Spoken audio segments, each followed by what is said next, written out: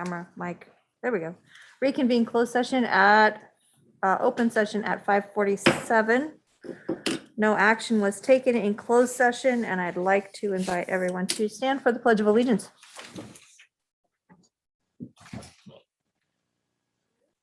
Pledge.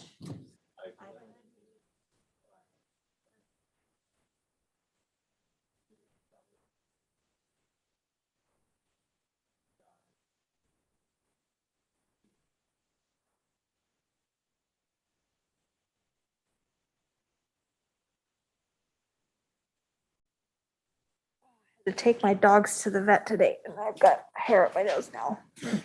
Bill. I have nothing. Jessica, do you have any comments? No, not at this time. Sharon, do you have any comments or announcements? Yes. Well, yes. Well, first I'd like to welcome our students and our staff back to school. It's exciting that they can be face-to-face and starting a brand new year. And I also wanted to announce, you may have heard that the NAACP is hosting a Oroville Schools and Community Meet and Greet event this Saturday, August 21st from 11 to 1 at Dr. Martin Luther King Jr. Park. And they will be introducing the new principals and teachers for Oroville City Elementary School District, as well as Oroville Union High School District. And they will be providing hamburgers and hot dogs and free food, and everybody's welcome to come. Encourage you to attend. Moving that to my calendar. I definitely want to take a moment for that. Thank you.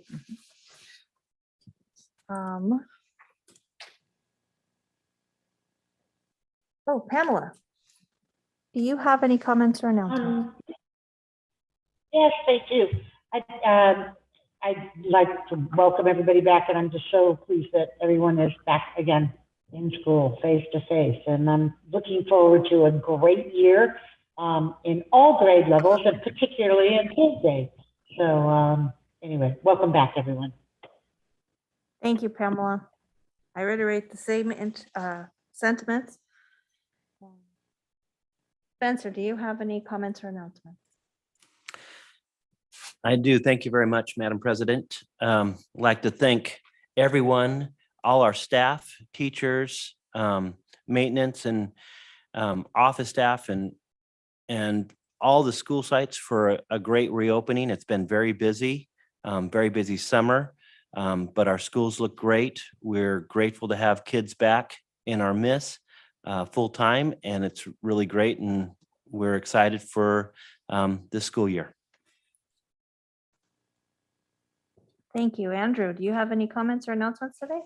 Well, Spencer kind of took what I was going to say. I just wanted to also hammer on that, it took a lot of work. It takes a lot of work every year to get school ready. A lot of hours by clerical staff, by custodial staff, by teachers, by administrators. So it doesn't just happen.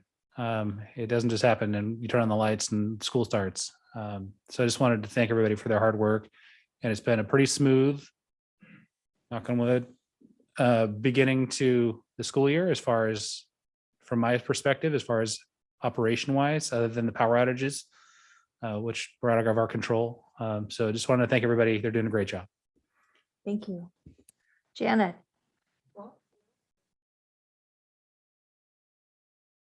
Microphone. Thank you. I'd say ditto to what everybody says. Welcome back, everybody. It was a lot of work to get up and going, and it was wonderful to see people in person, to see the kids the first day of school. I want to compliment the schools. I went out, and all of the teachers were out helping the kids find their classrooms and getting them organized. And the teachers were very upbeat, positive, very wonderful spirit of the morning. And it was exciting to see that. We did get our year started off with the professional development before school started. We were going to have a presenter in person, but due to some concerns by staff, we switched it up to a virtual training. And we focused in on trauma. So the morning was understanding trauma and the healing power of relationships. And the afternoon was about, what does a trauma-informed classroom look like? How do we prioritize relationships and de-escalation in the classroom, on the bus, and yard duty examples. So those were the main topics that we had for our first day of, for the first day back as a district. We did offer some training before that, and that had to do with, again, trauma, engagement, relationships, and responding to bullying and how to prevent it. And the surveys from the professional development were positive. So that was good to see. And we've gotten started on our committee work. We have the signups going out. And today I met with the reading teachers, and it was great to be able to work with the teacher specialists, and help work with them as we devise a plan unified throughout the district. And it was a great meeting. Teachers were wonderful. They're working really hard. So thank you. Thank you. Kimberly. Mine to work. Okay. Same thing. It was really great to see children again, happy children. We also started this school year with a milestone in our district, and that is at Central. We are at a new level of inclusion. There is no longer a special day class in 6th, 7th, and 8th. They have on their own, without my leadership or anything, just as a group and with Michael Williamson's input, devised how to include the students, push in with them so that they're in a new place of inclusion, which is great for our students. And it's a very commendable thing for Central. That's great. Thank you so much. At this time, the board would like to extend the invitation to interested parties who wish to speak on matters which are school related. For those attending remotely who wish to comment, please use the raise your hand button to be called on to speak. Questions or comments may also be emailed to backpack@ocesd.net. Please include your first and last names in your email. Comments and questions received will be read into the record and or addressed during the meeting. However, comments received without the sender's name cannot be shared during the meeting. Sir.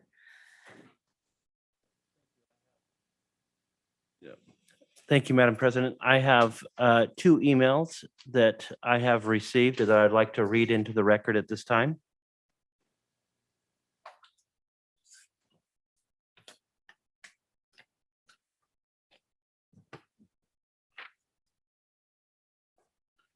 Are you ready for them? Oh, yeah. Okay.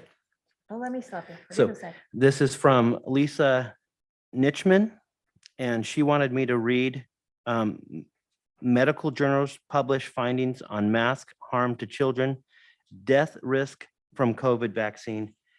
Peer-reviewed medical journals recently published research finding on the harmful effects of masks on children and questions on the risk of associated with COVID-19 vaccines.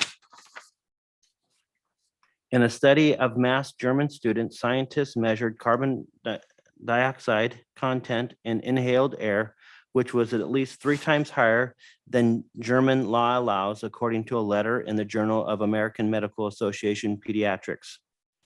Similarly, the journal Vaccines published research that estimates every 3 deaths prevented by vaccinations are offset with 2 deaths caused by vaccination. Both papers share an author, Harold Wallach. Most of the complaints reported by children in Germany include irritability, headache, and lack of desire to go to school, can be understood as consequences of elevated carbon dioxide levels in inhaled air. The paper said it cited the dead space volumes of the mask, which collects exhaled carbon dioxide quickly after a short time. It suggests reconsidering the requirements of children to wear masks.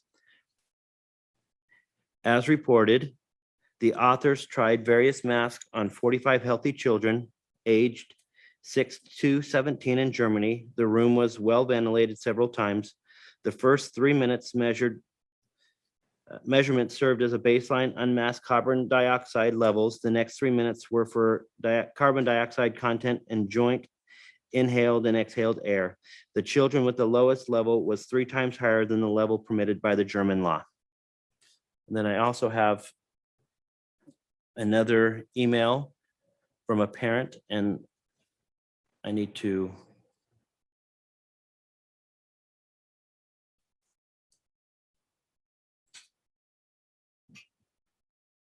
reboot my email real quick.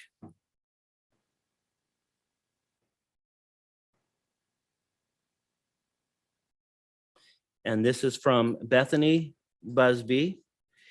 A wise man once said, I'm a community member and father of four. You and the school board have decided that our children should go to school all day, every day, wearing muzzles like rabid dogs. I have listened to your arguments and I've decided that they're missing a few things, mainly evidence, science, common sense, and basic human decency. You presented no facts at all, so let me do that now. COVID poses almost no risk to our children at all. 4.2 million children have tested positive. A total of 0.008% have died. What about the flu?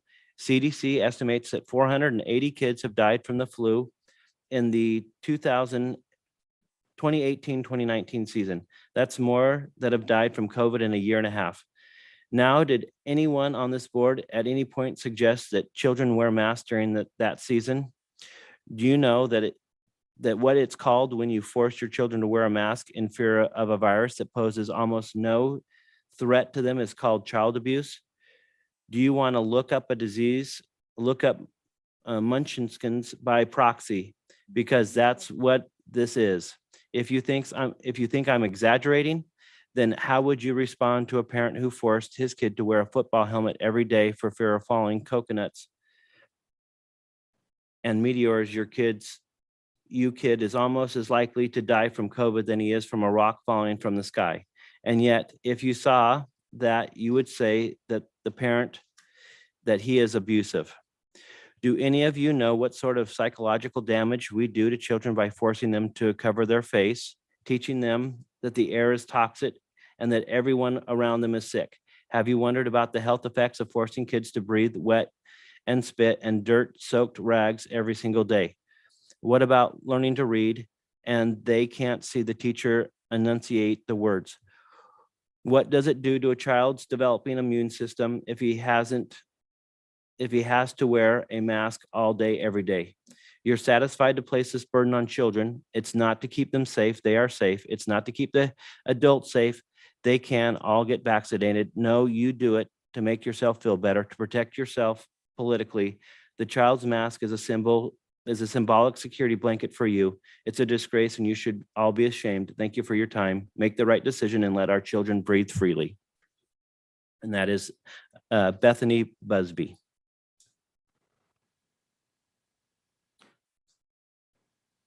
And I'm checking for any last second emails that may have came in. And I currently do not see any, Madam President. I have parents that have claimed they've sent emails and they're not being received. And they have confirmation that they received it or that they sent it. Do you know what email address they use? backpack@ocesd.net.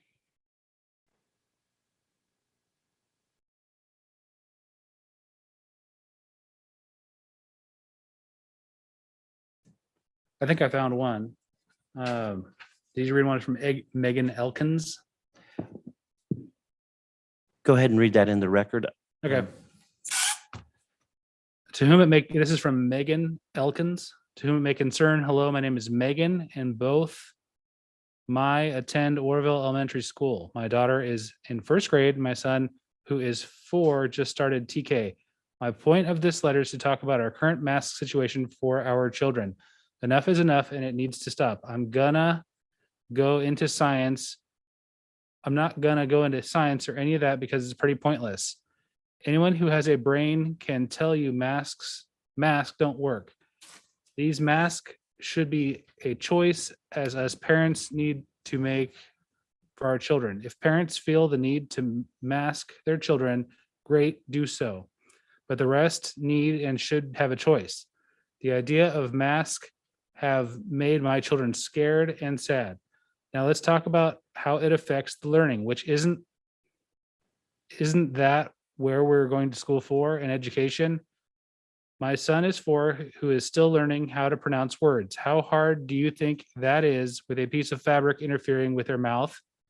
And they move their mouth. So please unmask these kids. Also, please tell me why our principal can walk around with no mask outside and in a building, but our kids have to. Thank you for your time, Megan.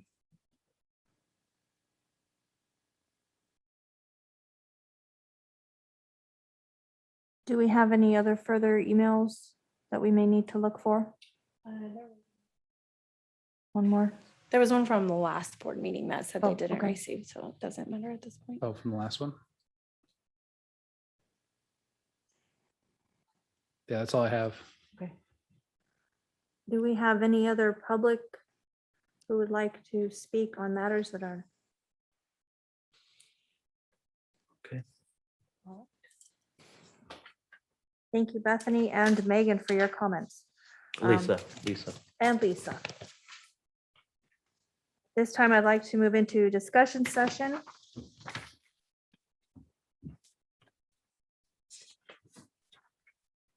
We would like to discuss the opportunity of taking Ishi and turning it into a magnet school.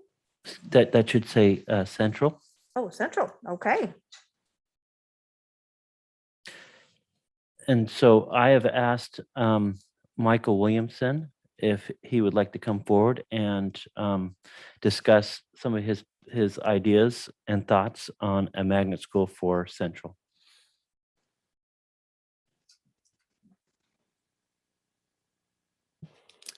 Good evening, board. Dr. Holtum came to me last week and asked that I come with just a verbal conversation about some possibilities of some things we might be able to do at Central. We've been talking about a magnet for several years, probably at least 5 that I can think back. And we've never really come together to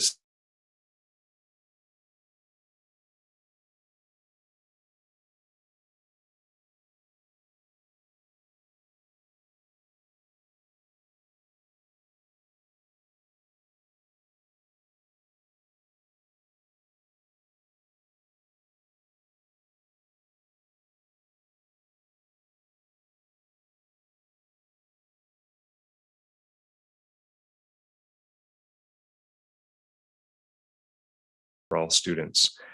Dr. Holtum has already started down the road of actually securing some funds for a possible drama teacher. He started, he put out, what was it, Dr. Holtum, that you did?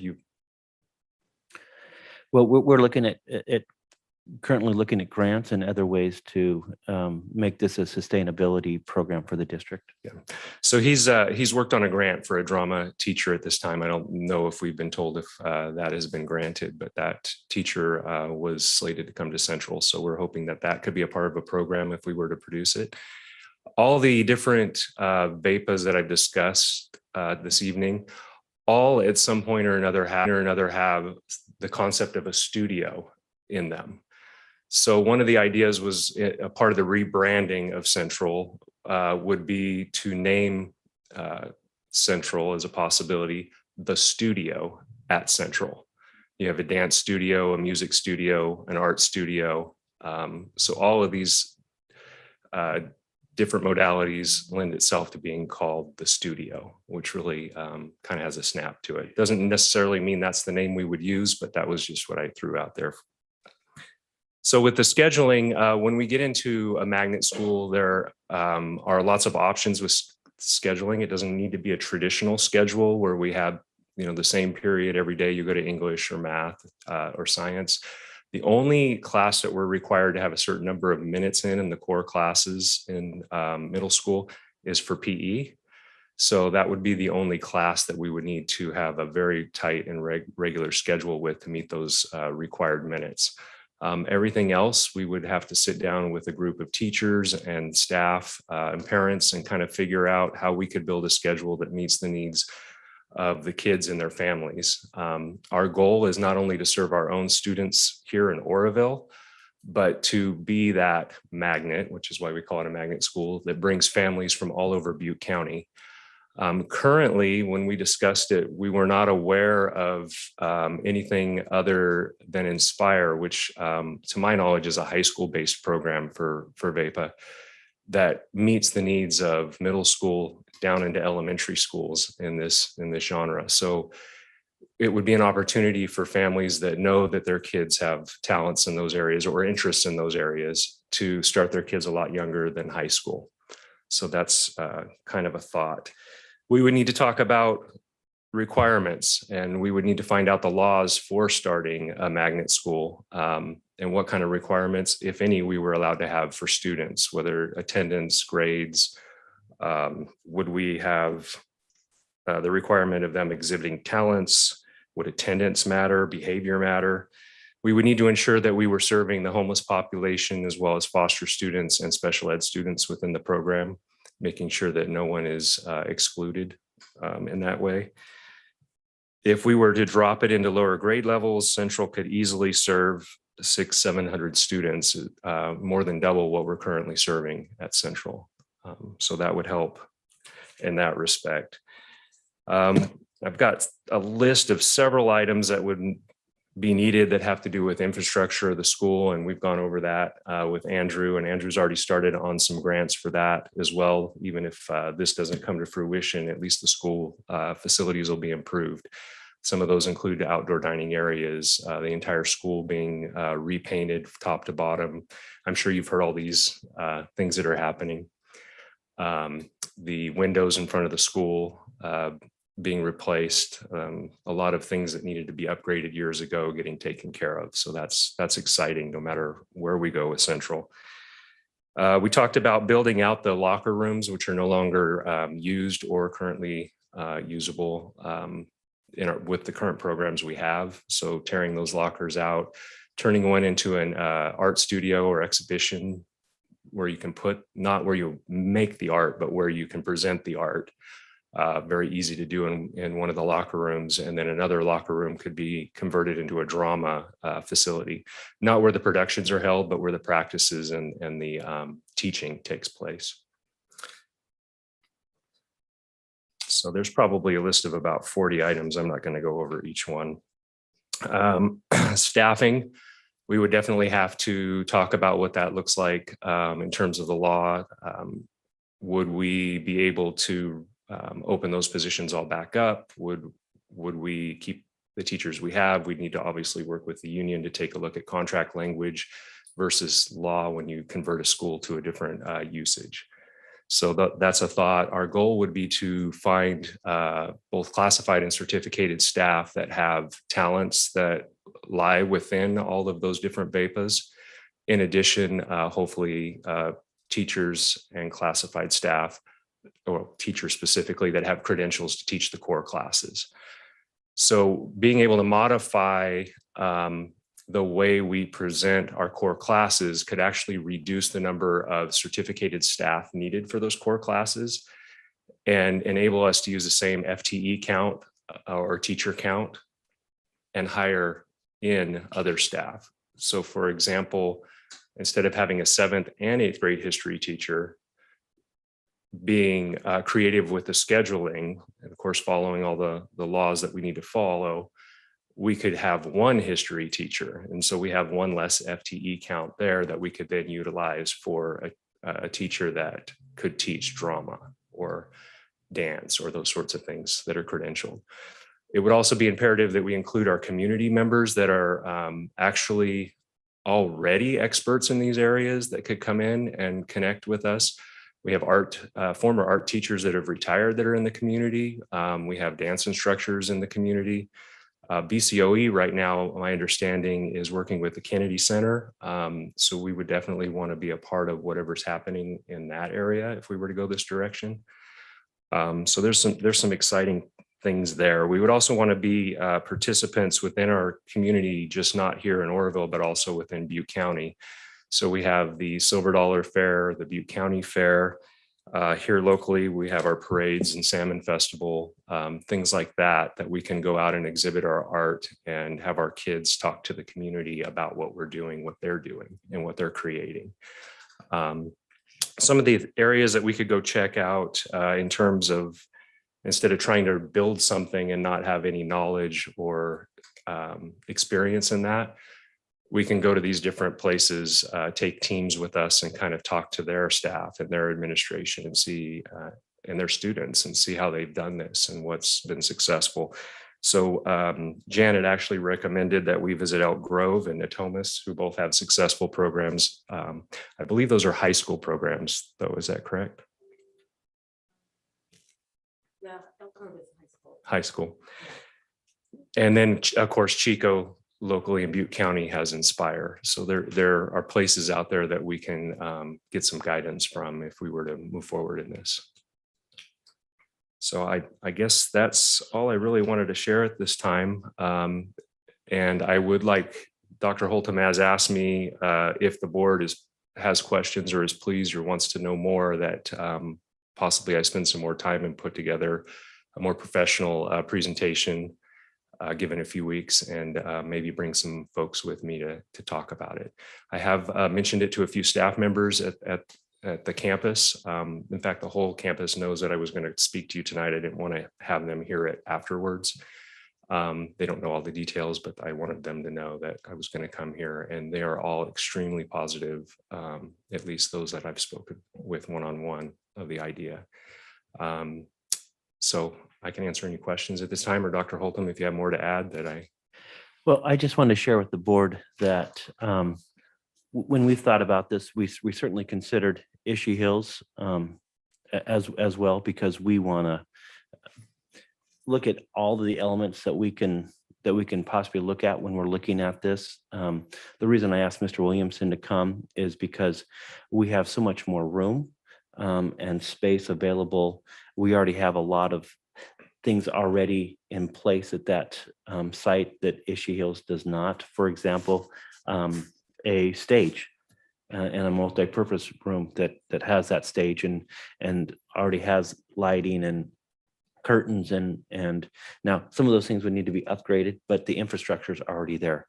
We already have a fully functional band room at Central and at Ishii. Unfortunately, we do not. So there's some infrastructure and a lot more room to grow at Central than we do at Ishii, because Ishii is combined by they're currently full and don't have any extra classrooms, versus Central has a number of extra classrooms currently on site that we could expand into and look at. So really tonight, we kind of talked about this from time to time individually with board members and things like that. And now it's a time for the board to ask questions, but really we're looking for a blessing to kind of move forward. And so that can continue the planning, and then we'll start looking at committees and getting more and more buy-in. This kind of stuff takes a long time to kind of bring to fruition, but we're looking at a year project, and we know that we need to be competitive with the different programs that are within our community, because if we're not doing anything, we're being left behind. And we want to be seen as progressive. We've done a lot of great things in our district, but we need to go to the next step if we're going to be that much more competitive, because we are losing a lot of students from our elementary schools once they're going into middle school. And we want to be able to capture those kids, keep them in our district, and not only that, but expose them to some really, life-changing educational experiences. I will share that Janet also, and for those who don't know, Janet is our assistant soup, did a parent survey, and VAPA, the visual and performing arts, was our number one request of our parents when we did that survey I think it was last spring or last fall. So board, now is the time to ask questions of me or Mr. Williamson. On the board agenda, this is just a discussion item. We're not making any votes. We just want to kind of talk about it, and we want to talk about it openly in open session, so that parents out there or staff out there that want to give us recommendations or be part of a committee, we're absolutely open to that, and we want to kind of hear what the board has to say at this time. So you mentioned converting the current locker rooms, which are obsolete. Yes, they're no longer used within our programs. There's a boys, girls locker room, traditional locker rooms. They haven't been updated since the building has been built. So they're in need of help, but besides that, we don't actually change down in our programs anymore. We don't have a female coach. We have two male teachers. Also, we're no longer able to charge for PE attire for changing down or require students to. So they became obsolete really quick after that. So how, and that's one of the things that you have to meet a requirement with is physical education. Yes, PE minutes, not, and we have actually a very robust PE program, but changing down is not part of it. Yeah. We offer just a slew of sports and within that program, and the kids earn shirts and there's records that are kept, and it's been a great program for many years. We just lost both of our past PE teachers in the last 2 years. One moved to Idaho and the other retired. And they were phenomenal teachers. And now we have Spencer Ansorgi. If any of you have met him, he's currently doing our PE program along with the help of a new history teacher who also has a past experience and credential for PE. So. Madam President, Yes, Pam. I just have 2 or 3 questions or thoughts. One, first of all, I just want to say that I was in 7th grade the first year that those locker rooms were built. So, you know. Have you considered, or can you consider at least a Native American focused visual performing arts? I think it would be something, given our community, it'd be something that we used to look at to see if there's any interest there. Does creative writing or writing fall under this? I'm not sure. I can't answer that. Janet says no, so we'll pass that to her. Okay. Not typically that it's a focus of the VAPA program, but they still will be taking an English class and they certainly would have a lot to write about, but it wouldn't necessarily be one of the arts because they're really looking at visual arts is like art, anything that you can see with your eyes, and the performing is really your dance and your drama and music. And so typically writing isn't considered a part of that program, but it will be part of their schooling because they'll still have the core programs.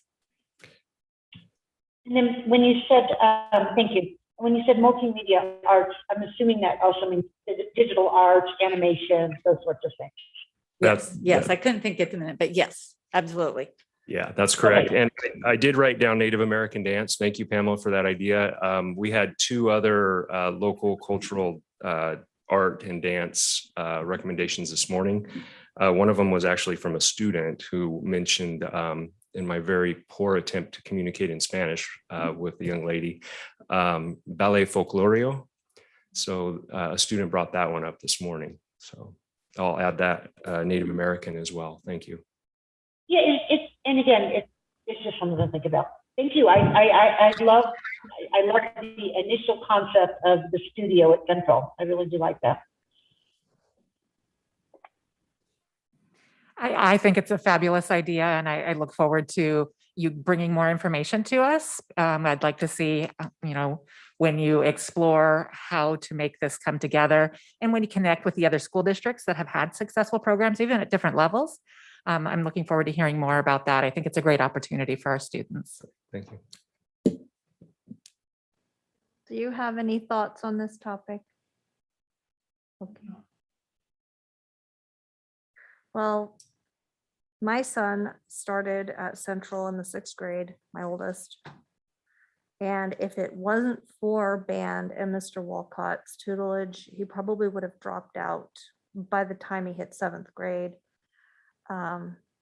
The simple fact that there is an interest in some art that allows a low communicating student to express themselves in a way that they feel comfortable with goes a long way to making them feel comfortable about involving themselves in a public existence, in a public realm.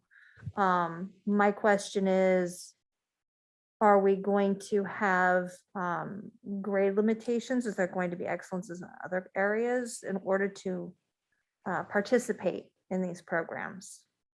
So that was a question that we also discussed, and we actually are going to need to educate ourselves more on what exactly we can do in a magnet school and what we can't as a district. And so having requirements, do we have students apply to get in? Those kinds of things raise the level of expectation for the kids, and then the kids usually rise to it. So that would be a hope, but what we can do legally, we'll have to do more research and become more educated in. I know you did mention the Chico community programs, reaching out to them. Both of my nieces, two of the three of my nieces were in those community programs in dance and music. So those are extremely good programs. The other one is that I had interested in home economics, the culinary arts. Because I know the high school has a pretty robust culinary arts program Mhm. that may feed off of our program and enhance theirs, just as our band program enhances their band program. The other question I had was, speaking of my younger son expressed just night before last, that there needed to be more emphasis on physical education. He expressed a soft spot for that. So. And I thought it'd be I'll worth mentioning. even though that's a little off my Sure. presentation, if you're okay, we actually have started sports again at Central this year. I knew you had. We just hired an athletic director last week, and we have 4 coaches lined up for our first season of basketball in, I want to say 8 or 9 years. And it's been at least 10 years since we've had the other sports that we plan to have this year. So Central, it's not after school program, it is Central, and we are adding sports back this year. Ishii is actually doing the same. That's awesome. Yeah, I'm really optimistic about this program. I think that there are a lot of students that could really benefit from the incentive and the ability to express themselves. So I look forward to seeing what else you have. Great, thank you. Go ahead. I just, I would hope that in presentations, the district is consistently. Can you please come and so that the general public can hear you? So Thank hi, you. my name's Shauna Butler. So I like the idea, but I think as a district, we are often, it's consistently reported out that our fiscal responsibility is always ever changing. And so I would like to see that that's maybe a cost of some of this. I know it's been shared, it's all grant kind of funded, but I think that knowing, what the cost to make this change would be important, because it seems like we're always struggling to do what we are currently doing. So just add that to, I request to add that to the report, please. Thank you, Shauna. Do you have any questions or comments on this topic? I had a question. Would you explain, I know you said it briefly, but you talked about going beyond the 8th through 6th grade levels. Mhm. How far down into elementary could this program be? I would need to do a little more research on what best practices, but looking at it myself and looking at the facilities we have, without any other education on it, my thought was you would start somewhere in the 3rd to 4th grade. Looking at the numbers in the facility, I penciled out that we could do 2 classes per grade level until you hit middle school. And then you add a 3rd class, because a lot of schools, or a lot of children don't really know that they want to do the art, or they don't know they have that talent yet until they get towards that middle school age. And that would allow us to take in a whole nother class of students each year into the already existing group of kids. So that's kind of what I penciled out, and our facilities would fit that. The other thing that we could do, and this goes back to the scheduling piece, is we could really think outside the box on scheduling and have it to where some of the kind of like an independent study hybrid, where they're coming in for support for core classes, but some of that work is done at home, but then they're coming into the school also to get the VEPA every day or every other day, or it can be very outside the box. And that would allow us to include more and more students as it was needed, because everyone doesn't have to be there at the same time. So that would be the goal, is to grow it. And the idea, so when I've been meeting with Mr. Williamson about this on multiple occasions, and our initial thought is we start with the current, 6th, 7th, and 8th, and then look at the possibilities of growing it as we really learn more about it, visit other programs, look at our facilities and things like that. But we really want to be competitive within our community, and that's our goal. But more importantly, it's our connectivity to our kids. Just like our board president just shared, connectivity with different programs helps save kids. That's why I have asked our middle schools to bring back the sports, because that connects a certain population to the school. And we want to, we do esports and different things, and we want to expand all these programs so that we're trying to create more and more ability to connect to more and more kids, because I know for me personally, sports was my connectivity. And if a teacher said, "Hey, you need to do better do better in your math," I'd be like, "Okay, good idea." If my coach said, "Hey, you need to do better in your math class," I was like, "Yes, sir." And so there's a lot of importance and reinforcement through the various programs for our kids, and so we want to work off of that so that we keep more kids connected and invite more from outside our community into our community.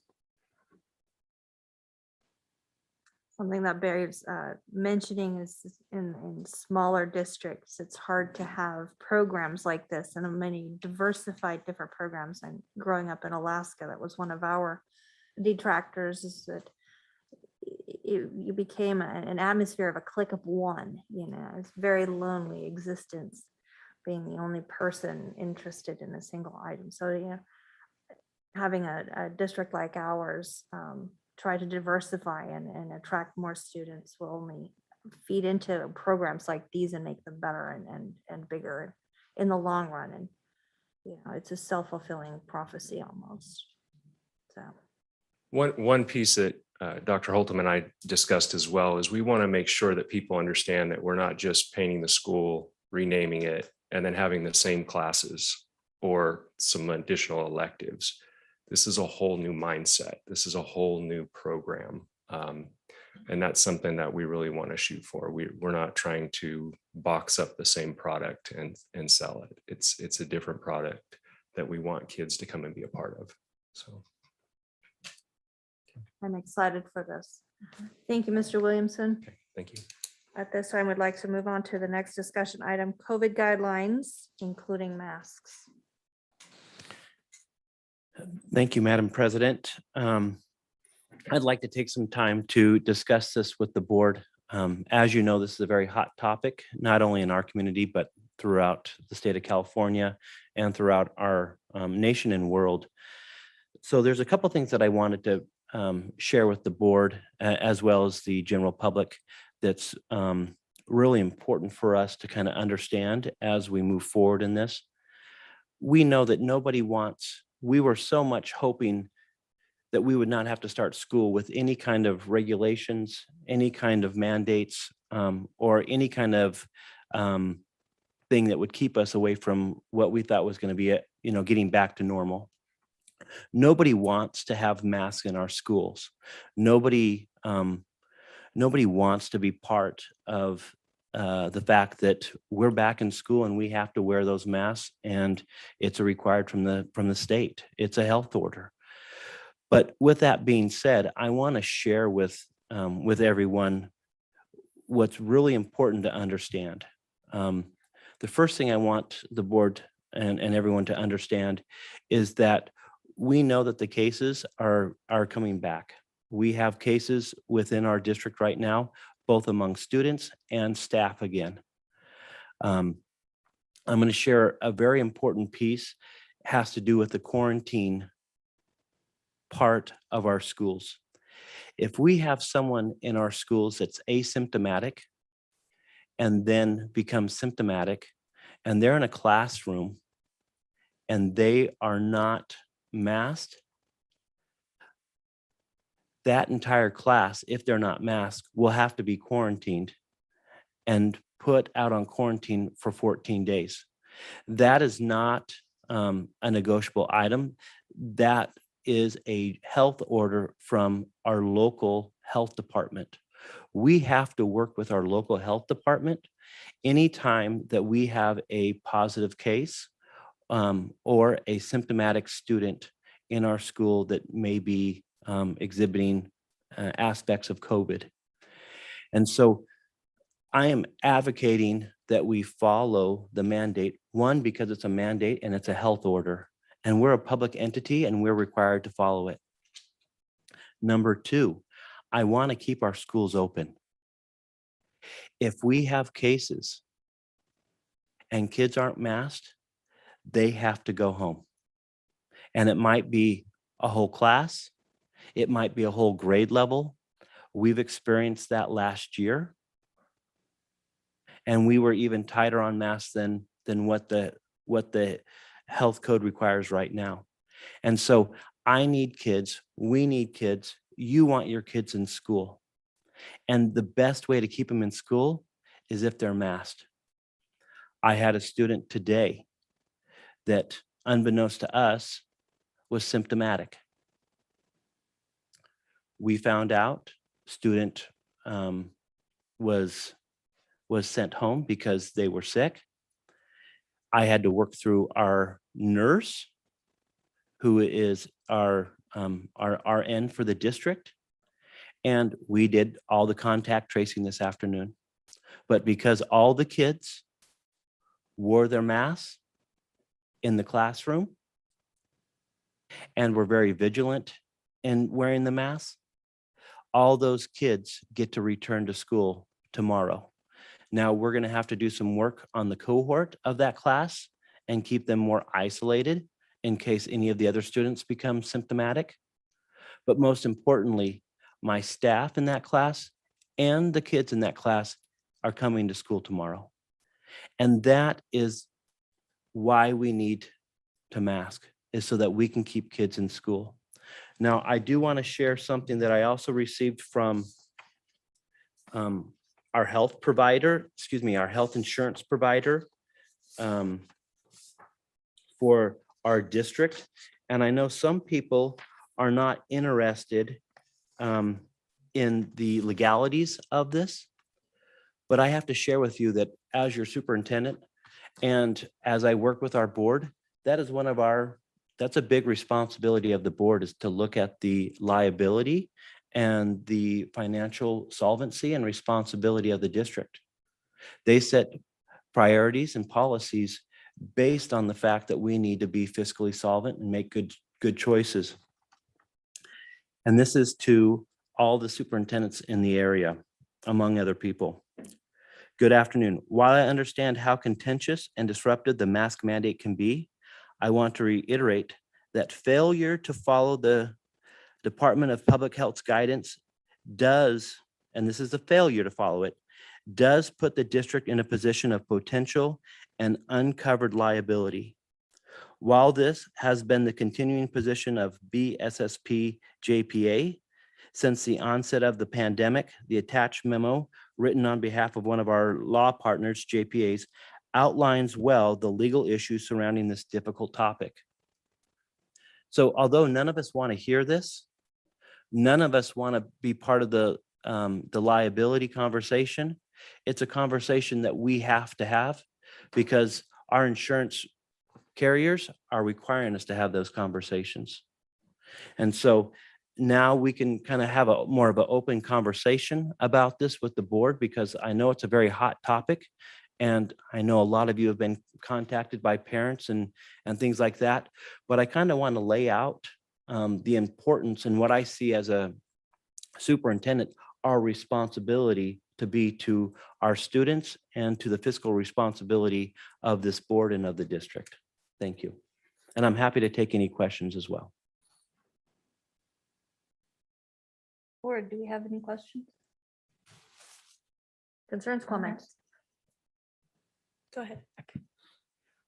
Thank you, Dr. Holtum, for sharing that. I believe that that really reinforces why we need to do this, and beyond the legality of it, I just want to say that I believe that it's our responsibility as a board to protect our students, to ensure and our staff, to ensure their safety and their health. And this is something tangible that we can do that is not as disruptive as what we had to do last year with the social distancing and learning from home. And we want to give our kids that opportunity to be back in the classroom for as long as they can. And if putting a mask on our faces every day will help us do that, I think it's the least that we can do. Thank you, Sharon. Jessica? I feel that you have a very valid points on all of those things, but speaking for families at this point in the game, we're talking March 2020 was when school was canceled the last time.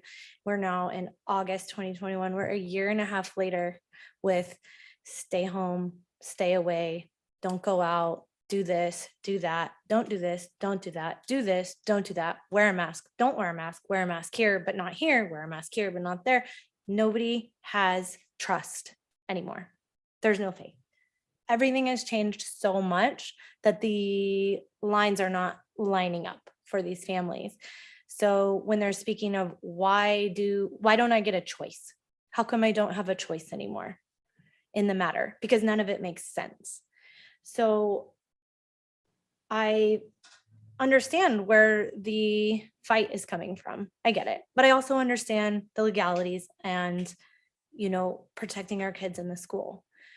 So what we're faced with is seeing all of these other schools, what everyone else is doing. Well, why can't I do that also? And I also understand from talking to the board how that can be remedied and come into play. But what I think is important is that families have lost control and trust in our district. They can't go to the highest power. They can't go to the CDC and see a person. They can't go to the California Department of Public Health and see a person. They can't go to the local health department and see a person. They see us. They see you who are making these decisions. And so that's where they're coming. They're emailing, they're fighting, they're sending their kids without a mask. I just want to make sure that we keep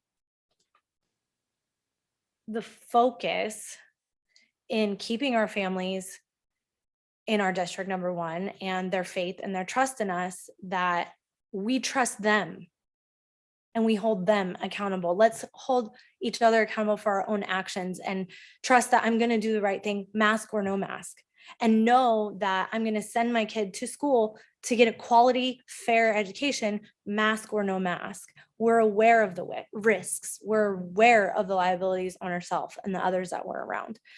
So I had this whole thing written up and it was too big and then too small and then too big and too small. But the basics of it is people just want to be held accountable and trust that they're going to do the right thing without having a mandate, without having a regulation, without having a protocol, a discipline, all of these heavy things. Let's just get back to school.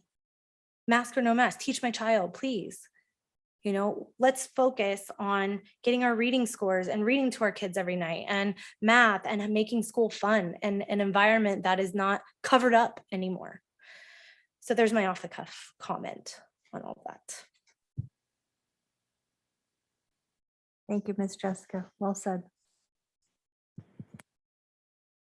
I don't think this is really not a rebuttal. We want to educate kids. We need to educate kids. We want school to be fun. We need to improve our math scores. We need to get our kids back in school and educate them and put as many resources into getting them, back up to speed as humanly possible. I wish that we could talk to the CDC or the CDPH, but that's not possible. You're right. And just to share, nobody asked our opinion. Nobody, when they made this mandate, we weren't in the room. what we have to do as a public entity is follow those mandates and do the best we can to mitigate that. They said that we have to monitor and look at what the district does have in places that we can enforce or not enforce or do this or do that. But my thing has nothing to do with whether or not we're going to suspend a kid or remove a kid. We're not going to suspend a kid or remove a kid. But what we really need to focus on is keeping our kids in school and keeping our kids in their seats so that they can be educated and so that we can move forward and try to make this issue a non-issue and work together to keep all of us healthy and safe within the mandates. And then we can focus, put more of our time and effort into the educating of our kids. And it's not an easy thing. And nobody likes where we're at right now in society. But I'll tell you that our teachers and our staff is committed to giving our kids a quality education. But I also know that they want to be safe themselves. They want to have these precautions in place so that we can keep coming to school day after day after day. Thank you. Any further comments, questions? I just have one comment. There are three things that always come to mind when I think about the virus. Don't care about how much it affects our existence. And two of those things are the money and the virus. We throw money around all the time, doesn't care. Money doesn't care. Virus gets passed along, doesn't care. It's going to infect whoever it runs into. My first degree, which unfortunately I dropped out at the end of my junior year, was in microbiology, studying viruses. They don't care. And when a scientist encounters a new virus, they look at it, they try to learn about it, they see how it's changing. And in this particular situation, we're literally getting weekly updates to what they're discovering every single week. And we have to adjust according to what new discovery. And they're happening so fast because of our rapid pace of technology. Jessica had a lot of very fair points. The frustration, the angst, the feeling of loss of control, the lack of trust, those are all extremely valid. I'm right there with her. But at the same time, I see it from the other point of view. If this keeps a virus from smacking into my face, or if I have the virus, God forbid, and it keeps me from throwing the virus at someone else, then it's the least that I can do. Thank you. At this time, I'd like to go ahead and move into public hearing. Absolutely.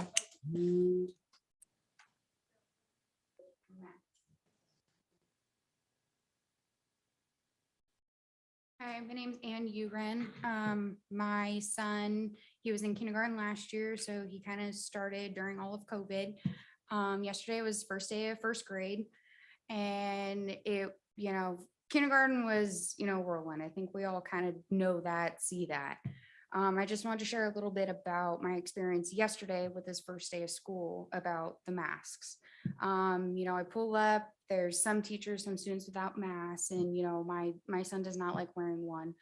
And so I had him take it, but when I picked him up, at the very end of the day, he was crying as he got into my car. And I'm like, buddy, what's going on? And he was really upset because he was not able to go to lunch recess until he was wearing his mask. And I understand the legalities of everything. I very much understand that. But his first day of kindergarten, he can't meet his teacher in person. It's all through Zoom and it's Google Meet. And, he had a really hard time kind of connecting through that. And given, I don't want that to go back if we have an outbreak or anything like that. But now this year, it's different that they can actually be on campus, and I understand that. But I mean, I would really like for the students to have a say. I keep hearing parents like, oh, I want my kids to have a say, but let me choose for my kid. That's been a little bit difficult for me, because it's been a conversation between me and my son that I let him, do you want to wear a mask? Do you not want to wear a mask? And in that moment, I have one available if he wants, but at the end of the day, I want it to be his decision because it's his body. And, I've researched and I understand, given, just like Jessica said, there's a lot of unknowns about everything because we are discovering it, just like Sandra said, it changes day to day. But I, for one, as a parent, I would love, I don't even know if that would happen, if we could like have a waiver of some sort, because I know you guys, a big thing is, being sued if there's an outbreak or my kid gets sick and is in the hospital and hospital bills. I understand that. But me as a parent, I'd be willing to sign a waiver just so like my child would have a choice. And it's more about the schooling, what's going on. And like I said, I didn't hear anything else about his day. I didn't get to hear about his friends. I didn't get to hear about these other things because he was so upset that he couldn't get to go to lunch recess the same time his friends did. The principal and I talked this morning, and it was a very good conversation. So I just want to say that the staff at Ofer, they're absolutely wonderful. I love them. I've helped out in classrooms and things like that. So I don't want this to, come across as staff, and that's not what this is. But I just want, my son's upset about a mask. I mean, if that's really what's being taken away from your first day of school, I felt for him. I mean, I just felt so bad and so helpless in that moment. And I don't know. I just, like I said, I'd be willing to sign a waiver. I don't know if there's maybe other options or things like that. I don't know what you guys have that could do that, but I just wanted to share that. All right. Thank you. I'm not sure I have much more, but thank you guys for listening. I very much appreciate it. Thank you.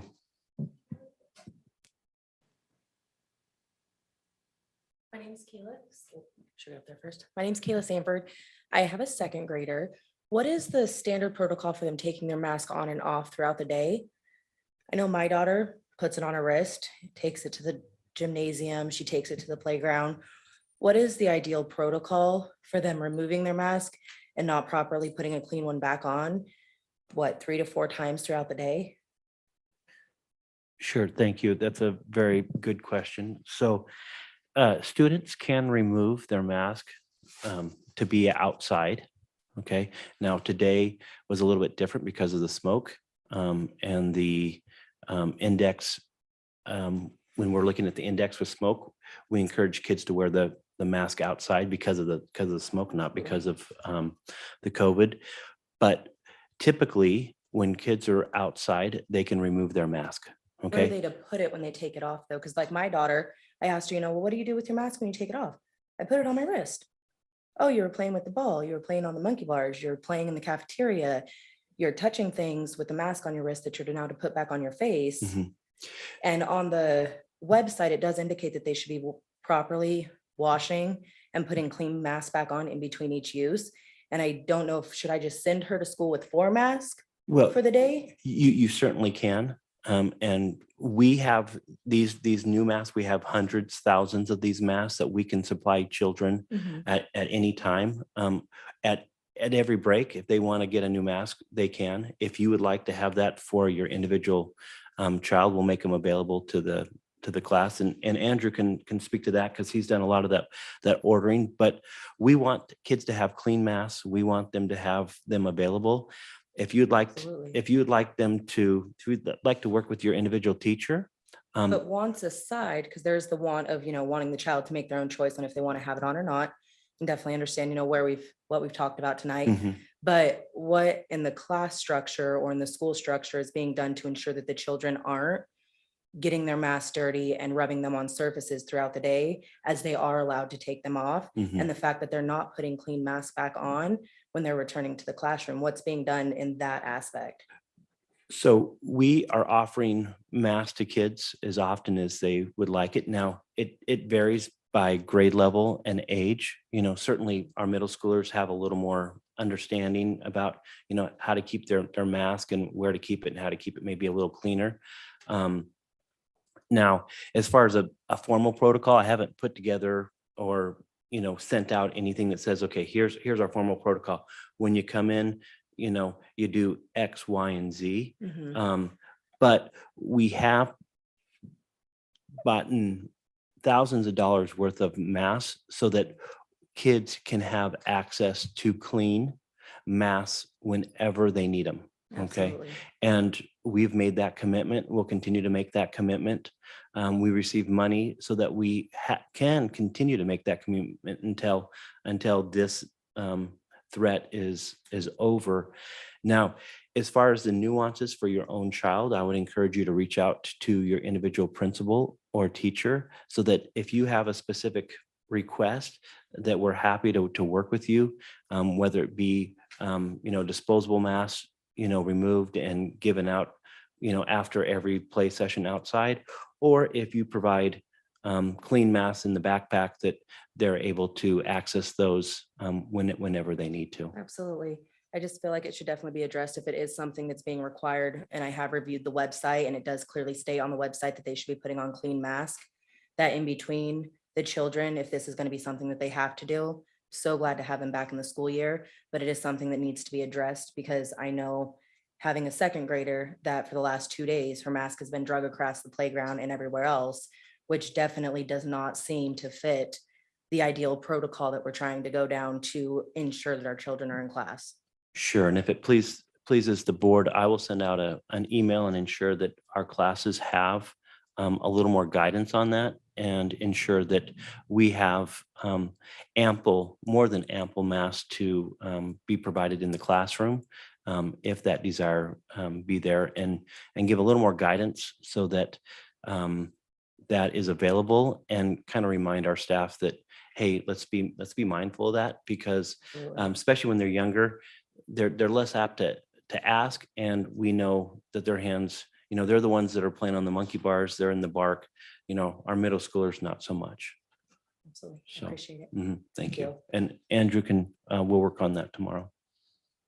Is that something that's just an additional thing that we're gonna ask our staff to do is Well, we'll make not to negate anything that you said, but what I'm saying is that they already haven't, they're trying to rein in feral cats in second grade. Like, but don't forget to change your mask. right. Are they asking them also to wash their hands? So, last year, that was absolutely part of the protocol when they came in, and I can get back to you on specifics. I don't want to make generalities to the board, but what I'll share with you is that I would venture to say, and I'm in the classrooms a lot, our teachers are already making a lot of these concessions already. I don't think we're asking them to do anything that's out of the ordinary. We've had masks available throughout this whole process. And what I'm speaking to is just reminding them that, hey, if you need more, we have more. If we run out, we'll order more.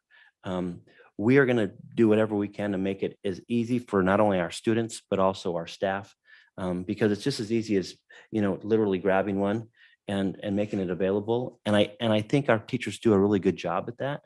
But we'll just remind them and make sure that we have the stock to make it easy, so it's quick and easy, and not something that it's one more thing for our staff. Because I agree, our staff doesn't need one more thing.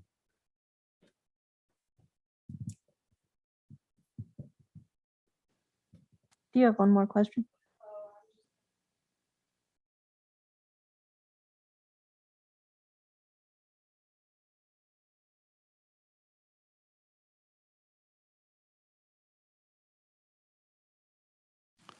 Thank you. Do we have any other comments or questions about this topic? Okay, if it pleases the board, I'd like to move on to proposed, it's a public hearing to accept the proposed one-time 1.6% off salary compensation for certificated personnel for 2019 and 2020 fiscal year, and a 5.07 increase effective July 1st, 2021 to the OETA. Madam President, I'd like to recuse myself from this item due to being a spouse of a OETM member. Thank you.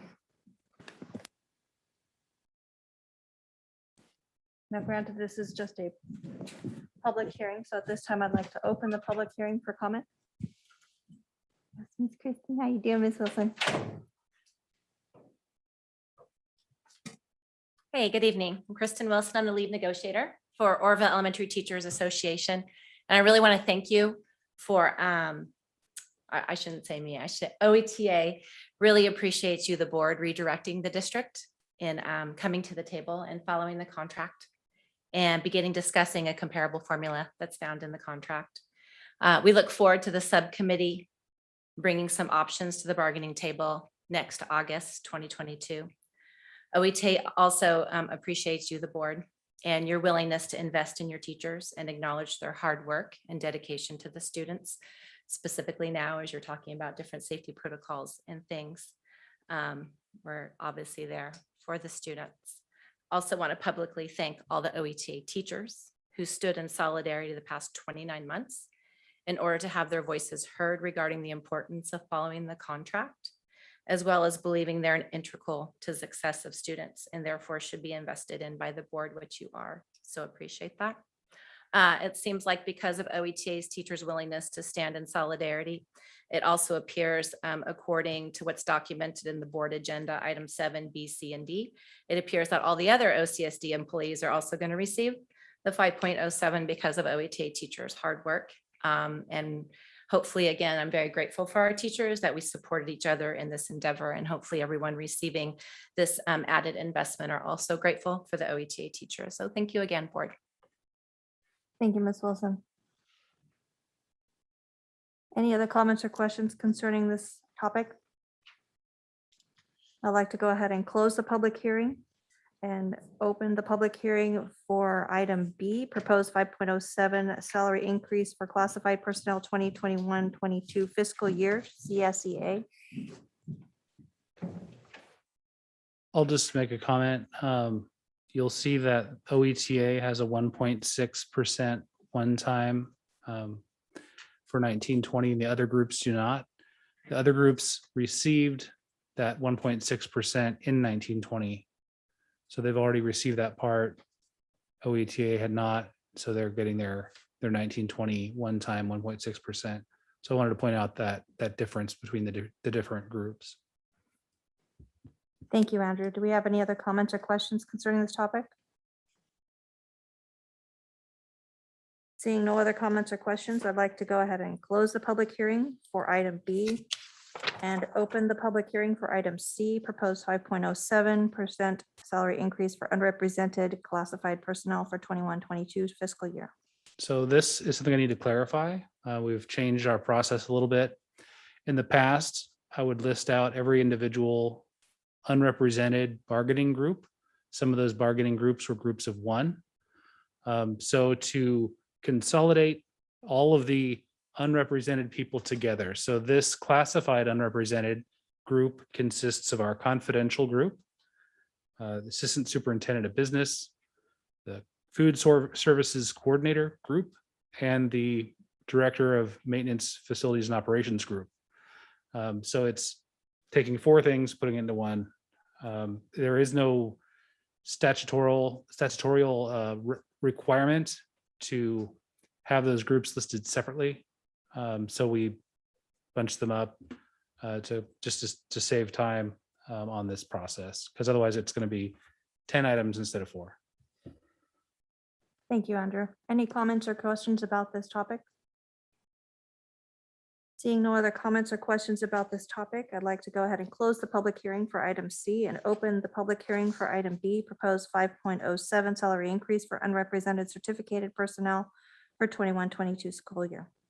So again, we've taken the certificated personnel who are unrepresented, which include our group of principals, and it's called the management group. You have the superintendent and assistant superintendent of curriculum. And those are those 3 groups that together make up your unrepresented certificated personnel. Thank you, Andrew. Do we have any comments or questions concerning this item? Seeing no current questions or comments concerning this item, I'd like to close the public hearing for letter D of this item and open the action session to public comment.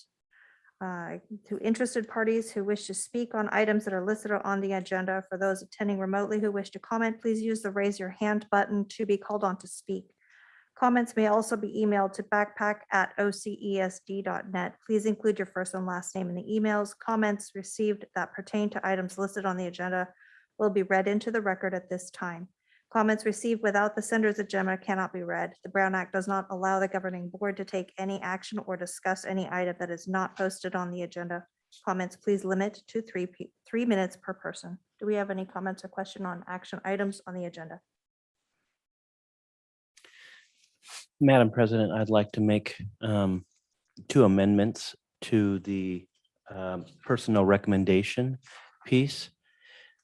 First, we have Ron Wolcott, who is our former band teacher who retired or resigned at the end of last year. We are unable to fill that position, and he is obliged to come back on a part-time basis.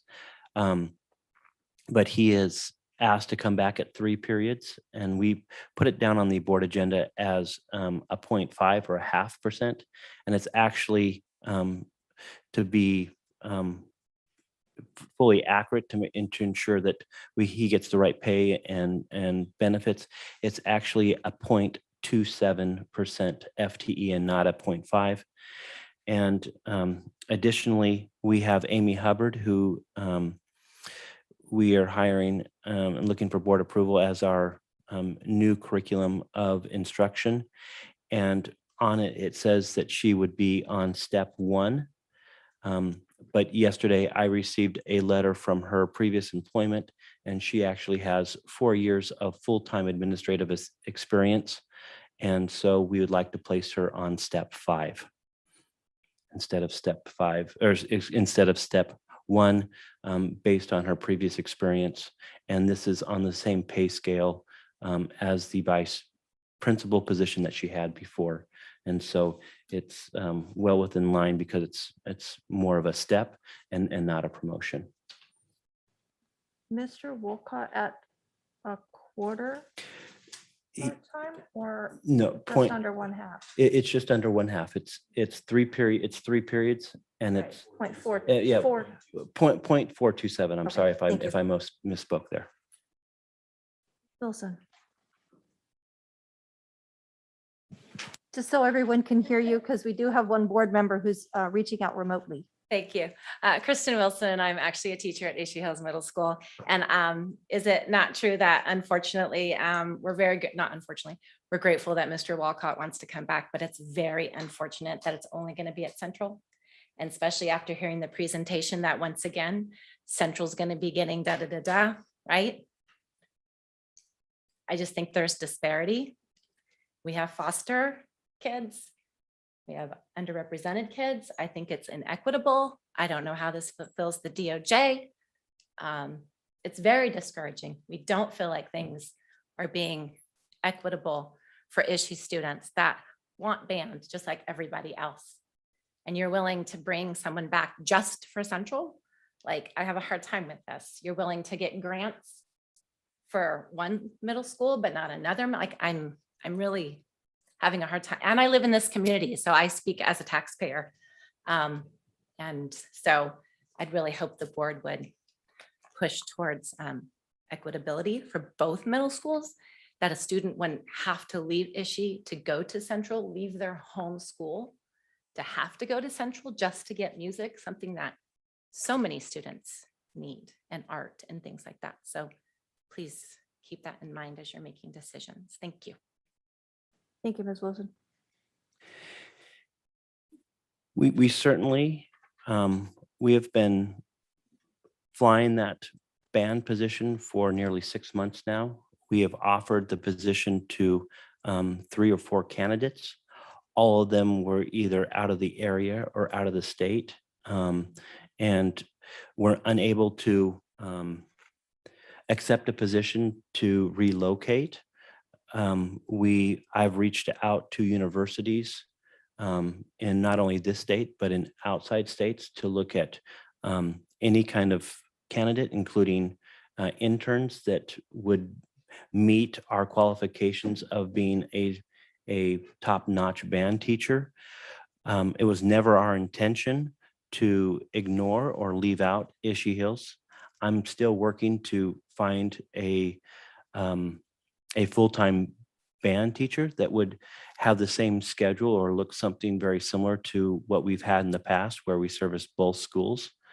I have also working with Mr. Wolcott and Michael to see what we can do. And I've had conversations with transportation to see if there's other accommodations we can make to transport kids right now. But as some of you may not know, we have a really impacted transportation issue because of the lack of drivers that we have in this area, both for our district and for the high school district.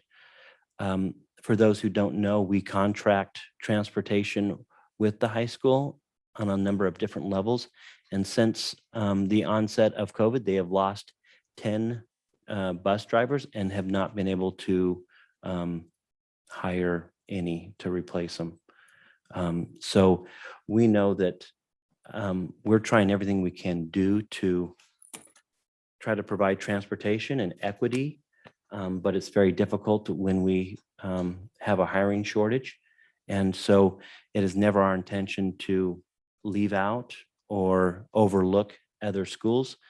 And so we'll continue to try to meet the needs of all of our students in the district. Thank you, Dr. Holden. Do we have any other questions or comments on the action items? Consent agenda?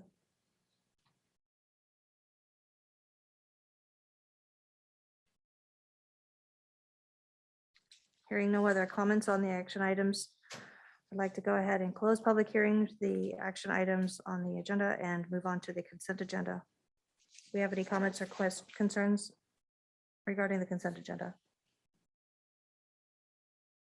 Motion to approve the consent agenda with the amendments of Mr. Wolcott at 4.427 part-time and Amy Hubbard at step 5. So moved. May I have a second? I second. Second. Pam, how do you vote? Aye. Sharon, how do you vote? Aye. Jessica, how do you vote? Yes. Bill, how do you vote? Yes. The motion carries with the amendments of Mr. Wolcott at 4.427 part-time and Ms. Amy Hubbard at step 5. On to new business, adopt the revised board policy 6158 and approve revised administrative regulation 6158 on independent study. Janet, did you want to handle this? Would you like me to handle this? So with, we have a new recent legislation. It's called AB 130, and that has to do with the new policies and regulations that the state has put forward for independent study. Some of the bigger changes that the state has asked is that normally in independent study, a student meets with a teacher face-to-face once a week, usually for about an hour at a time. And some of the biggest changes have to do with the fact that they are now asking us to do wellness checks or check-ins with students of different ages on a daily basis. And in some cases provide interactive teaching as well, especially for the primary ages, because they feel like they really lose a lot of education through this process or accessibility. And so all the districts in the state of California have been asked to bring forward a new independent study policy so that it can be updated and approved so that we can move forward and be in compliance with the state regulations. Thank you. Do we have any comments or concerns about this, the revised board policy 6158?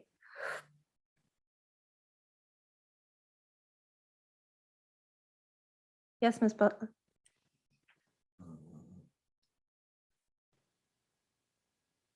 Hi, Shauna Butler. Just a clarifying question. When you explained the program that you just mentioned, are you referring to our IFLC program as you explained it, or the independent study program that we've used in the past? So I'm speaking specifically to our IFLC, which is the district independent study program, not school-based independent study program. Okay, you didn't mention IFLC, so I just wanted to clarify. Yeah, sorry, Okay, thank you. thank you. Any other comments or questions? Hearing no further comments or questions, I have a motion to approve board policy 6158. I move that we approve board policy 6158. Do I have a second? I second. Bill, how do you vote?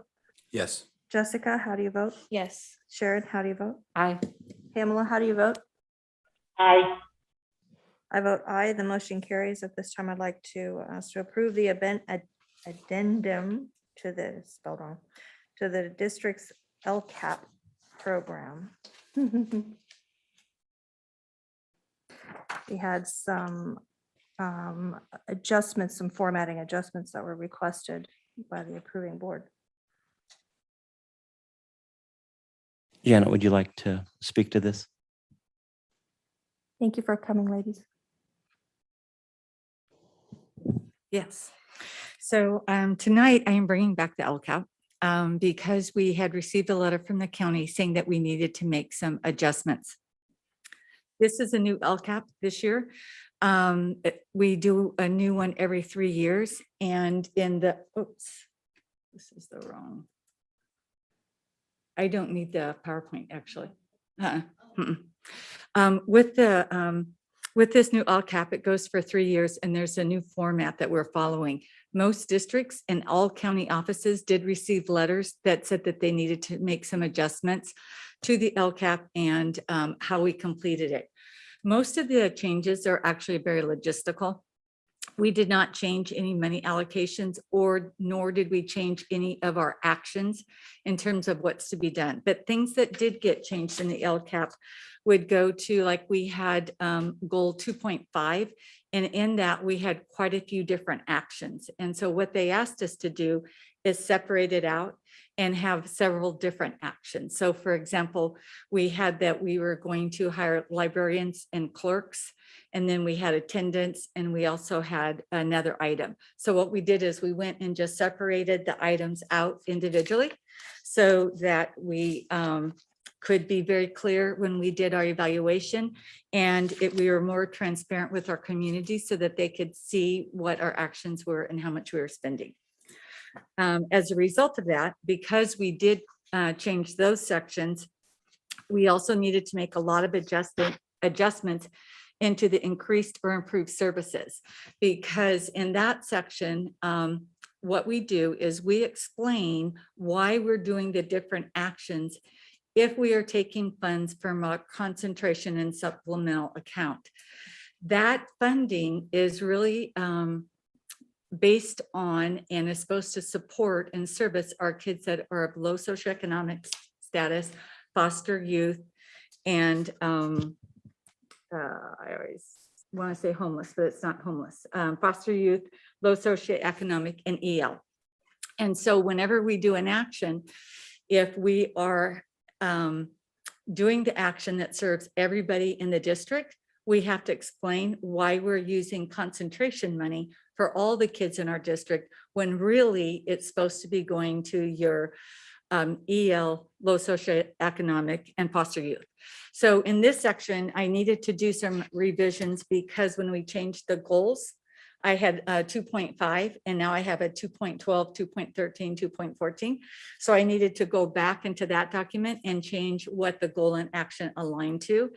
And on a couple of the items, she wanted a little bit more explanation. So when I have to explain an item that we are spending the concentration money on, I also need to explain, why are we moving that action forward? Was accessible before?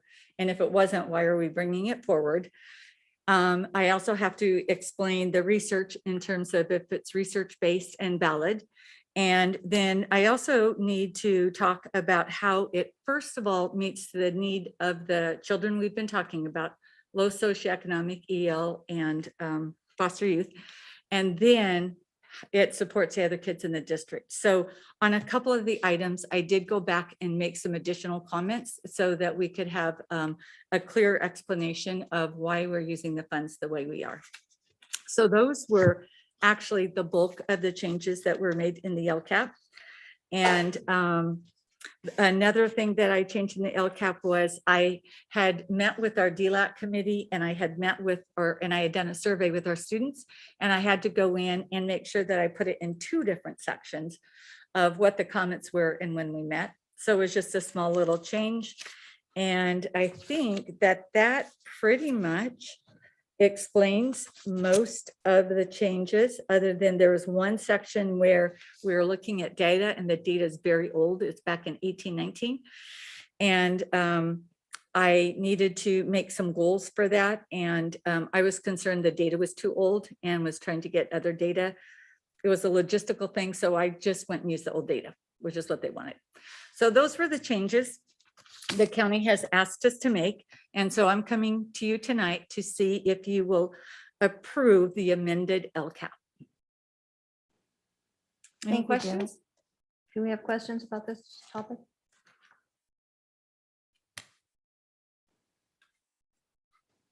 I'd like to go ahead and ask for a motion to approve the revised LCAP. I'll make a motion. We approve the addendum to the district's 21-22 LCAP as presented. Do I have a second? Pamela, how do you vote? Aye. Sharon, how do you vote? Aye. Jessica, how do you vote? Yes. Bill, how do you vote? Yes. I vote aye. The motion carries. And Thank let's- you. Thank you. It's a lot of work. At this time, I'd like to invite the board to approve the tentative agreement with OETA compensation for 2019 and 20 through 21-22.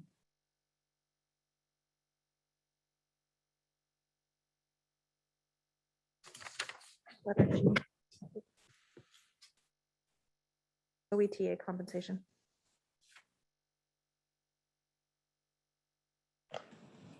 Madam President, I'd like to recuse myself again for the same reason. Thank you.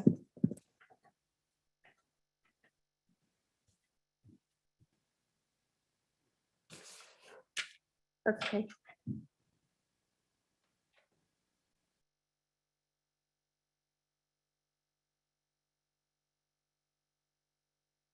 I grabbed the one that was in the box. Mhm.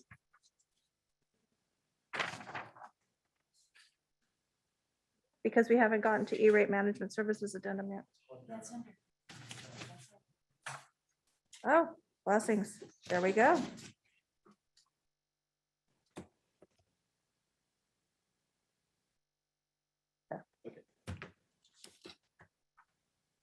Okay, so then we're up to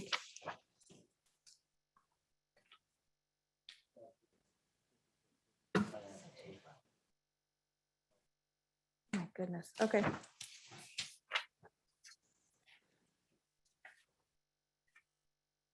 Then at this time, I would like to invite to approval of one-time 1.6 off salary compensation for certificated personnel for 1920 fiscal year and 5.07 increase for July 1st, 2021. Comments or questions about this item?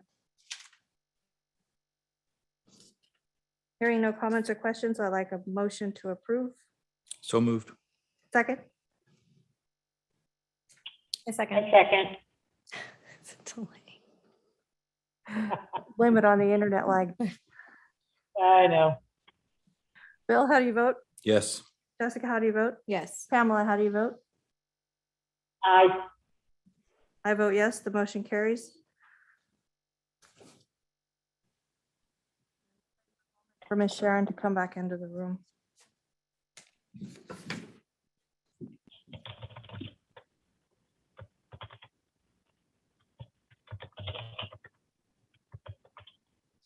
Thank you. At this time, I'd like to extend the opportunity to approve a 5.07 salary increase for classified personnel for 21-22 fiscal year for CSEA. Any comments or questions about this item?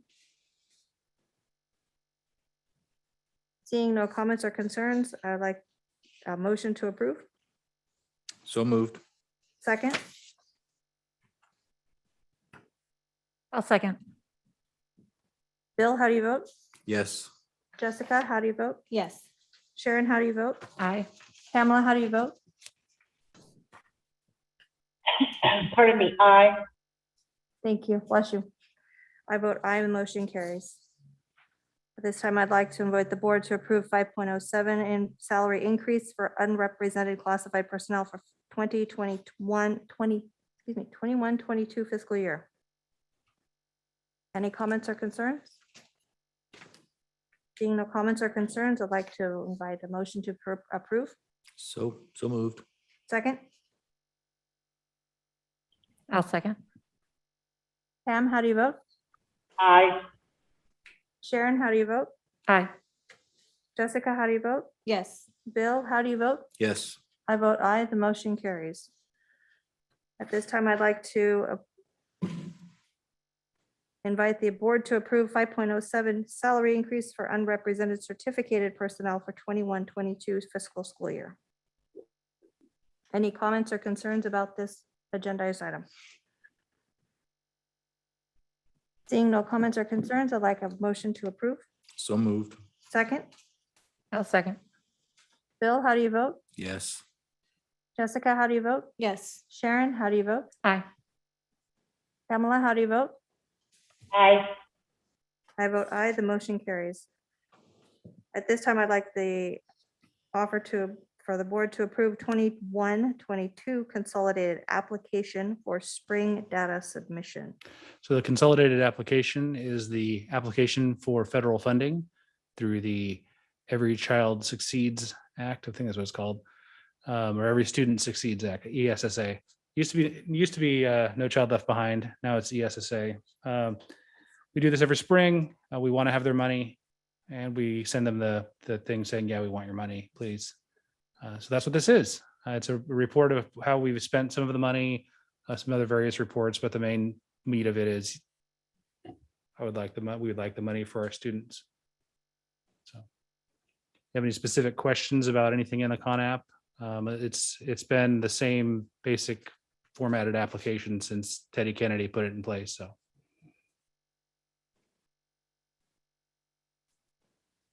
Seeing no comments or questions, I'd like a motion to approve. Motion, we approve the 21-22 consolidated application, spring data submission. I'll second that. Sharon, how do you approve? How do you vote? Aye. Jessica, how do you vote? Yes. Bill, how do you vote? Yes. Pamela, how do you vote? Aye. I vote aye, the motion carries. At this time, I'd like to invite the board to approve the proposal with ARC alternatives. So on the board agenda, we've added a version 2 of the proposal, which is for $40,000. And I would like the board to approve that version of the proposal. This service is to hire a firm that will take care of our CalShape grant. CalShape is a new program the state has put out that is going to do very deep examination of our HVAC systems and ventilation, and also do very deep, thorough examination and some repair in both cases of our water systems, our plumbing, and do some, any repairs that are needed. So the steps involved in this particular program, because it kind of went through the state of California and landed somewhere by the Department of General Services, it's extremely complex. It requires many consultants, and I'm asking you to approve hiring our alternatives to help us navigate both of those programs. The first proposal that you were given was just for the HVAC side, the heating and air conditioning. The second proposal has them helping us through the plumbing side as well. It's going to require extensive reporting, in very, specific reporting, and I think it's money well spent. If we don't get the grant, he only gets the writing part of it at the beginning. But if we do get the grant, he'll get his full $40,000, but it'll be well worthwhile because it should be hundreds of thousands of dollars worth of services, doing some very critical work. And the hope is that with CalShape, sort of what the unwritten rumor is that this is going to lead into plumbing replacement and HVAC replacement grants coming. So we're hopeful that by getting involved with CalShape now will help us get in line for those bigger money items down the road. And those are things that we could really use. And I think, having a thorough examination of our plumbing and HVAC ventilation, considering the beating we've put our schools through since 2017 with the fires and things, is what money well spent. Is this as a result of the transportation bill that was recently passed by the federal? I'm not sure if it has to do with the transportation bill. I know that this is. Or the infrastructure bill? No, I don't believe so. This is a state grant. And like I said, it's got a lot of pieces. So you have to have somebody who goes and does the inspection, then you have to have another professional review the inspection and then say what kind of repairs they want to do. And there's a certain amount of that money that can go for repairs. A certain percentage of the grant can go for repairs. So we're hopeful that we'll be able to get, if we have any issues, get them repaired and get all those tubes you never see in good shape and keep everybody safe and healthy. Yeah. Do we have any other comments or questions about this item? Seeing no other further comments or questions about this item, I ask for a motion to approve. And approval of version 2, please. To approve version 2. I'll make a motion. We approve version 2 for $40,000 as discussed. A second? I'll second. Bill, how do you vote? Yes. Jessica, how do you vote? Yes. Sharon, how do you vote? Aye. Pamela, how do you vote? Aye. I vote aye, the motion carries. At this time, I'd like to invite the board to approve the new substitute nurse salary schedule.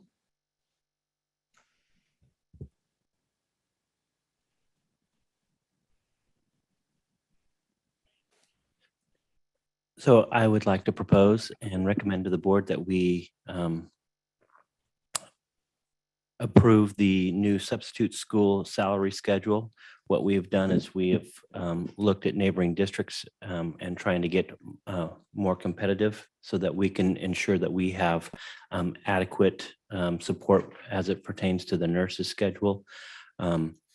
This is a very vulnerable time for our students, and at times we need to bring in extra support because of all the work that COVID requires and the extra contact tracing.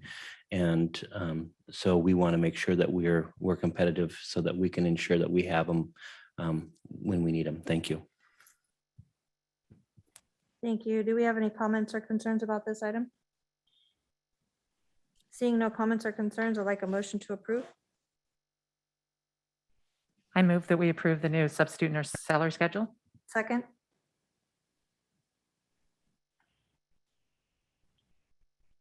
I second. Pamela, how do you vote? Aye. Bill, how do you vote? Yes. Jessica, how do you vote? Yes. Sharon, how do you vote? Aye. I vote aye, the motion carries. At this time, I'd like the board to, for the board to approve, or in this case, reject the bids for the new generator at Ophir School. So we received the Restart grant, and when we wrote the grant, we put in $250,000 for power generation, electricity generation at Ophir School. Our goal with that was to get 2 of the buildings powered during power outages. Ophir School is our only school that really is impacted by the PSPS power outages. When we went to bid, we thought, oh, 250 is great, and the bids came in about double that. So I'd like the board to reject these bids. We're going to go out with a single building approach focusing on the critical infrastructure for students, and rebid it. And we'll bring back bids that are hopefully within the price for the grant.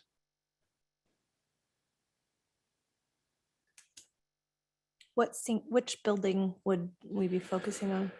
I believe we're wanting to look at the multipurpose building with the kitchen at Ophir as the primary one. We wanted to have the main building with the office so we could get the internet infrastructure up and running. But the main critical piece is the kitchen and having a big place where people can gather and be comfortable. Because weather has been a real issue during PSPSs, being too hot or too cold. When the weather's nice, they don't turn off the power. So that was the focus, was trying to keep that kitchen online so we can continue to serve schools, serve meals to students, and have a NPR that works. So in the event of a power outage, the multipurpose or cafeteria room would be generated with power, but the classrooms and the office would not. No, and we didn't have the grant wasn't enough to do the entire school site.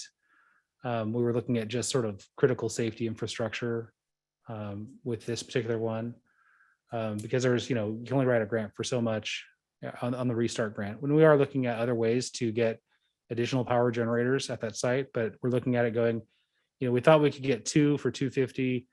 We're looking at 1 for $250, maybe, hopeful. So we're gonna need to put together some grant opportunities for about $1 million to get that site up. Other part of it is during school, in the last year, we probably had maybe 1 day without power, maybe 2, while school was in session. So the PSPSs, when they first rolled them out, were very regular and very lengthy, and they've sort of diminished in threat. But we're still going to go out after somebody else's money to pay for generators for that site. We know this is a real concern. It's a real concern of mine because it's really unpredictable, what our future holds as far as the PSPS requirements. And we are looking for different avenues. We do know that Ophir is the one impacted by far the most of any of our schools. And we're grateful that it's only one that's being impacted as much as it is. But we will continue to look for ways that we can provide. I'm mostly concerned about the lighting and stuff. And we'll be looking at ways to provide minimal power, essential power for those, for that entire campus. But it is very costly because it requires a lot of infrastructure, a lot of digging, and a lot of other things that are very, very costly. I just wonder sometimes that if the amount of money that it would cost to generate the school that serves the children during a power outage, or the children are at school during a power outage, if that cost is worth it, given the de-escalation that the electric company has given PSPS. Like, they're happening less often. They potentially could happen once, twice. So a generator would come in handy one time. Sure. No, I understand that. And that's why we're not spending OCESD's money on these projects. That's why we're going out and getting grants from the state that are for these types of projects as a response. And I could talk about PSPSs all night. The model for PSPSs that they did down in Southern California, they gave every home a generator as part of that model. And that's how they created the successful PSPS program. And then they rolled it out to us a little bit differently, where they just turn off your power. And I don't know that there's any evidence that it's effective. So, you look at PSPSs, to me, it's a little bit voodoo. Also, the courts have come out to PG&E and required them to do additional PSPS days under different circumstances. And after the Dixie fire, which will be on PG&E's back as well, I'm going to guess that they're going to be even more impacted by legal requirements to do PSPSs under select conditions. So maybe maybe they're going down, maybe they're not. I really don't know. I think it's just still up in the air. And we'll see kind of what the fallout is from Dixie Fire as well. So I still think it's a concern. I get what you're saying, if it's 1 or 2 days, is it really worth it? But the same token, if we can have a school site that is safe and operational under any conditions, and those conditions, normally I would say, oh, I kind of predict what's going to happen, but that's sort of blown up in our faces because nobody could have predicted the fires, nobody could have predicted the pandemic. So all the traditional wisdom's kind of gone. So I look at it and go, hey, if we can get a solid piece of infrastructure that will support our students and staff, then we should do it. Predict the economy. I just think of the logistics, like, so now the power's out and we have one room and we have Sure. 400 children. Right, it's less than Does ideal. it make any sense to cram them all in there?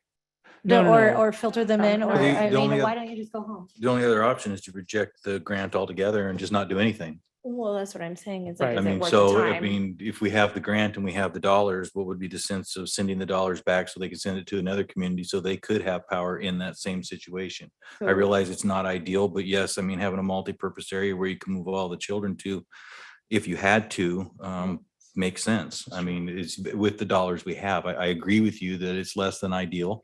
We would love to have the entire school done, but Well, and I think we take what we can. and we're actively looking at a grant to finish that generator project. We, at the time, when we had the estimate done originally, it should have done both buildings. It's just the cost of all the labor and the generators have just gone insane, doubled. And at So- least in this way, we have a generator that preserves the food so that they won't spoil and then cost us Well, even and you more can money. continue to serve meals at the school. But like I said, we're going to continue to go after more money to finish that project. We were sort of surprised when the bids came back, how out of whack our numbers were. Really kind of frustrated. That's why we're rejecting these bids. We didn't go out expecting that.